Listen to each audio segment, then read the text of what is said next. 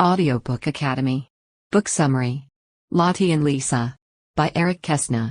Lottie and Lisa, identical twins who had never met, existed in parallel universes. Lisa grew up in a raucous and opulent Vienna artist community with her famous conductor father. Lottie and her mother, who worked as a picture editor for a publishing company, resided in a considerably more modest apartment in the city's western suburbs. The sisters' chance meeting at a summer camp is the catalyst for an intriguing tale of role swapping. To the surprise of Lottie's father and Lisa's mother, Lottie went to visit her father. Many comical and dramatic events arise as a result of the astounding replacement, which will culminate in Lottie's problem when her father marries another woman.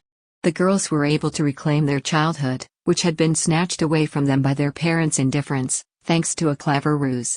As uncommon as it is to see something like this happen in the real world, the kids were able to make their dreams come true. Everything in the girls' summer camp is buzzing with giggling, whispering, and laughter when the book opens, like a bee swarm. There is a lunch break after swimming in the lake. In the afternoon, they waited nervously for a busload of 20 new students to arrive. Incredulous at Lisa's appearance, the final girl to exit the bus opened her eyes. Her reaction was even more shocking and frightening. Everyone briefly focused on one girl before shifting their gaze to the other. Anyone could easily confuse one of them for the other. Their hairstyles were the only difference between them. Lisa bolted for the garden in an attempt to escape the uncomfortable situation. Miss Mathesius, the camp's principal, investigates the incident. It is said that the girls are not related and that they had never met before. Despite the fact that a friend has encouraged them to meet, they are refusing to listen to what the other person has to say about the other one. In contrast, Lisa is enraged and resentful since she thought Lottie had wrecked her holiday. Lottie is shocked and delighted. Adding insult to injury, they wind up sharing a table for lunch. A rage-filled Lisa punches Lottie under the table because she can no longer hold it in. To help them get acquainted to each other, their guardians decide to place them in the same bed. It was late, but they stayed awake all night and returned to each other. Lisa merely stroked Lottie's head when she began to wail in the middle of the night.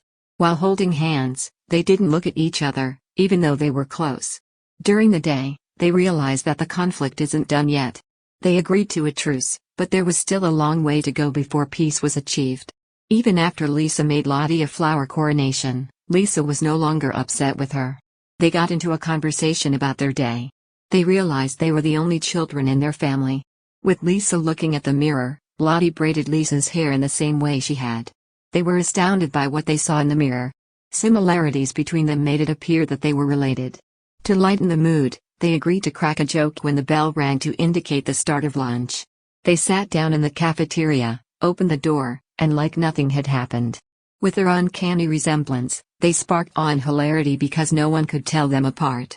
It was a certainty that the double Lottie would be remembered, therefore they were granted permission to visit a photographer so that they could take a picture home. To his wife's delight, he proposed to them that they send their photo to a publication that he knew would be interested in their narrative. Afterward, they strolled out to a lemonade stand and spoke. A few months ago, when Lisa inquired as to Lottie's father's whereabouts, Lottie stated she didn't know anything because her mother never spoke about him. Lisa, of course, had no recollection of her mother. She used to sit on her father's piano and stare at her image, but one day her father nabbed her and the picture was gone the following day. One too many coincidences emerged to the girls, including the fact that they were both born on October 14th, in the same year and location, as well as looking like identical twins. They came to the conclusion that they were twins. Lisa sees Lottie's mother's picture for the first time. Lisa, weary from joy, she nodded and muttered, "My mommy." Lottie gave her a hug and said, "It's mommy." Despite their differences, the two girls remain close. A whole new world of mysteries awaits them now that they've revealed the first one. Lisa got a picture of Lottie's mother from Lottie. They discovered that they were twins in the meantime, but Miss Mathesius prevented anyone from talking or doing anything about it. Guardians inquired about whether the girls had sent home their images, and the girls responded yes, but they were lying. To make matters worse, they hurled the shattered pieces of art into the lake. In order to maintain the secrecy of their plan, they hid it. When Lottie took Lisa away from Lisa's pals, they were enraged and envious of Lottie. Lottie and Lisa were inseparable because Lisa wanted to know everything about her mother and Lottie wanted to know about her father. They wanted to know why their parents didn't live together, but that wasn't the only thing on their minds. As a result of their union, the couple had two sets of identical twin daughters. The children's middle names were derived from their mother's maiden name, Lieselot. It's possible that they were in love before they got into a fight and decided to raise one of their daughters independently. They felt they should be asked if they wanted to be separated, but they were infants at the time and couldn't express their feelings. Lisa requested a photograph of her father in order to give it to Lottie as a present. Although he appeared to be stern in the photograph, the man in question was actually a joyful and jovial individual. When one of their pals received a letter informing her that their parents were divorcing, she broke down in tears. She had a sneaking suspicion that her father was seeing someone else. The twins were frightened by what they had just heard. Both of them defended their parents by claiming that they had no one else to turn to, but they still couldn't figure out why they had broken up without ever telling them the truth. An investigation had to be carried out in order to uncover the truth. The end of vacation was near.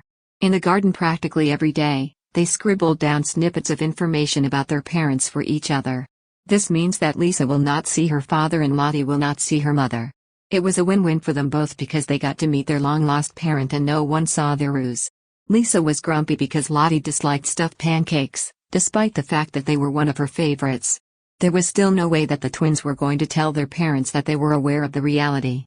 They didn't want to put them in a position where they had to make tough choices, but they also weren't ready to go back to their old lives. All of their clothes, bags, and methods of life were smothered. They had done their homework and were fully prepared for their approaching journey.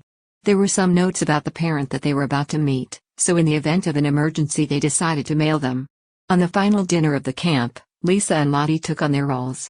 Neither one of them recognized that they had swapped seats. Both Lisa and Lottie went to Munich the following day.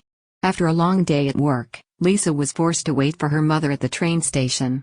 When her mother did come, she went to give her a bear hug. After her mother started crying out of joy, Lisa kissed her mother on the head and even the hat she was wearing since she was so happy for her. Meanwhile, Lottie chowed down on Lisa's favorite pancakes at the same time. She received a lot of gifts from her father's friends, and everyone was astonished that her dog was unimpressed. He only gave her a quick whiff before turning around.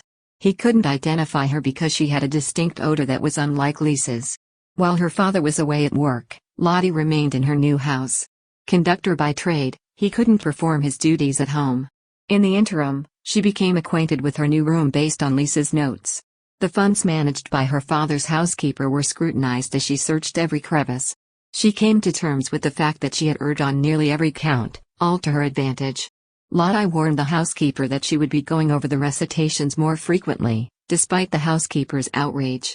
The housekeeper's performance improved as a result of Lottie's actions. As a result of their inability to strike a balance between their professional and personal lives, the twins' parents divorced. Ludwig's father was a conductor, and whenever he had a fantastic idea for a new piece of music while surrounded by people, he would leave immediately to write it down. After the birth of the twins, he couldn't find any serenity and so he spent more time in his atelier with his piano. He did this always. He would spend very little time with his family. After a while, the mother decided to divorce him because he was always out of town and worked a lot with female singers. Having more time to himself was appealing to him, so he took it. His ex-wife left him with a daughter, Lisa, who was cared for by a nanny after they divorced. Lisa attempted to create her mother's favorite beef noodle soup, but she fell far short of Lottie's culinary prowess. She didn't know her way around a kitchen because she ate out all the time in restaurants. It was her mother's excuse when her lunch went horribly wrong. She had forgotten how to cook in the summer camp. In the end, it was all she could think of to explain away her actions. In an effort to be encouraging, her mother claimed that the soup was quite tasty. Lottie was in Vienna seeing her father perform with his orchestra in Lisa's most beautiful dress. After a little time, a beautiful lady entered the part she was sitting in. During the applause, Lottie waved to her father, unaware that he was also waving to the woman sitting next to her. Lottie was offered a box of chocolates by a woman named Irene, but she declined by waving her hand, causing the box to fall to the ground. People giggled quietly as they watched the candy roll about on the floor. In her embarrassment, Lottie apologized quietly to the lady. Lisa got back into the kitchen after a few weeks. When they went on field trips together, she grew closer to her mother because they would go for walks in the woods, gather flowers, sing songs, eat beautiful cuisine, and even sleep out beneath the stars. Lottie's father began teaching her to play the piano since she was interested in it. He was prompted to write a children's opera by her interest. A few weeks after her piano lessons finished, she decided to drop by her father's atelier one day and deliver him flowers.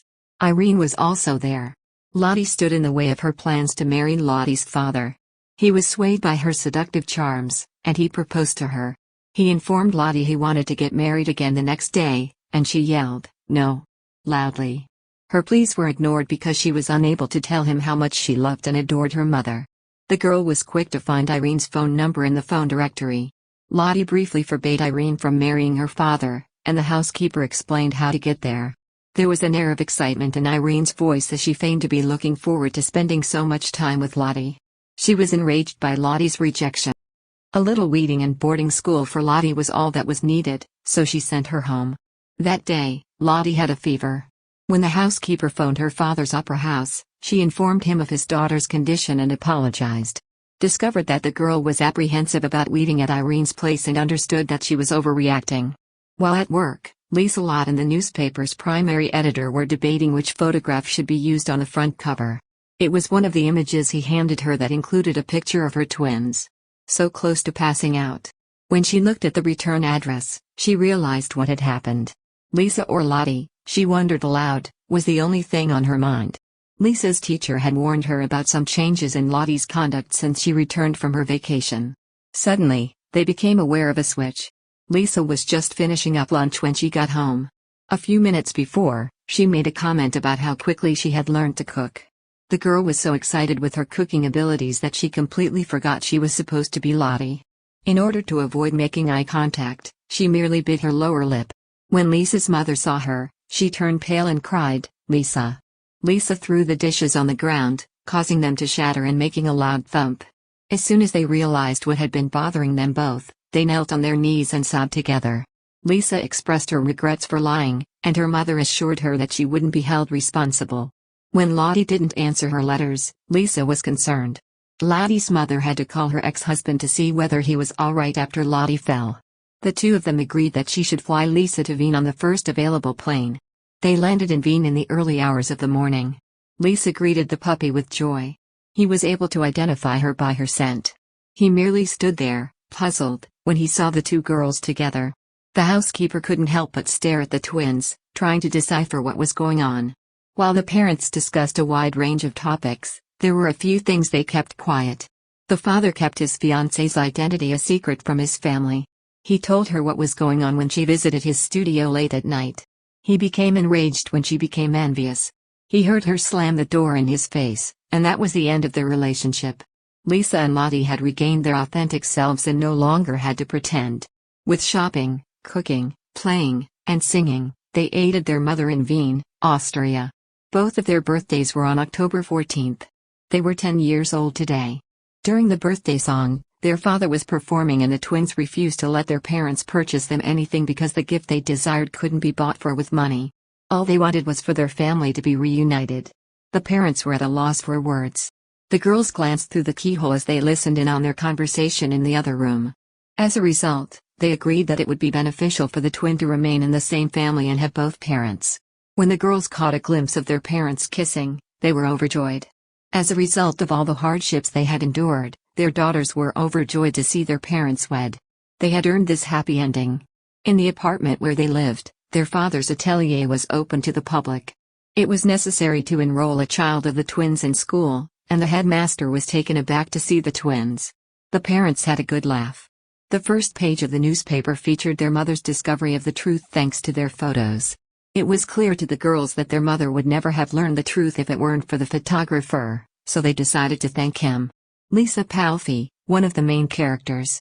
9-year-old Vienna girl who lived with her father. Curly hair and an upbeat personality were just some of the characteristics that made her stand out from the crowd. Lottie Kastner, the second main character who lived with her mother. It was her habit to wear her curly hair up in braids. She was a serious, respectable, courteous, sensible, calm, hard-working, thoughtful, and self-reliant young woman. Lisa Lott Kastner is a publishing company's photography editor. She was young, joyful, overworked, and spent all her leisure time with her daughter. Ludwig Palfi, conductor of the Viennese Opera, and he is about 35 years old. Although he's an incredibly talented and well-respected artist, he's also lonely, complicated, and odd. He was frequently pressed for time with his daughter. Thank you for listening in Audiobook Academy.